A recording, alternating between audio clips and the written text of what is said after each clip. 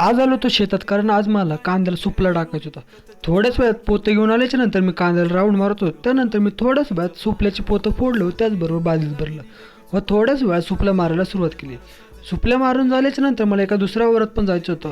त्यानंतर आलो मी गवारीच्या वावरात. गवारीच्या वावरात आल्याच्या नंतर त्याचं पान बघतच होतं. त्यानंतर मला जाणवलं की थोडेफार कीड पण झाले. मग थोड्याच वेळात घरी गेलो, औषधाची बॉटल घेतली आणि औषध मारायला थोड्याच वेळात गवारीच्या वावरात आलो. वावरात आल्याच्या नंतर सर्वात प्रथम पटकन औषध मारून घेतलं. त्याचबरोबर मला आज माहिती होतं की आज मला दुसऱ्या वावरात पण जायचं होतं. त्यानंतर भुईमुगाच्या वावरात आल्याच्या नंतर आज भुईमुगाला मला मीठ पण टाकायचं होतं. मीठ टाकायचं असल्यामुळे थोड्याच वेळात मी तर मिठाचं पोतं घेऊन आलो. त्यानंतर मीठ फोडल्याच्या नंतर मीठ टाकायला सुरुवात केली.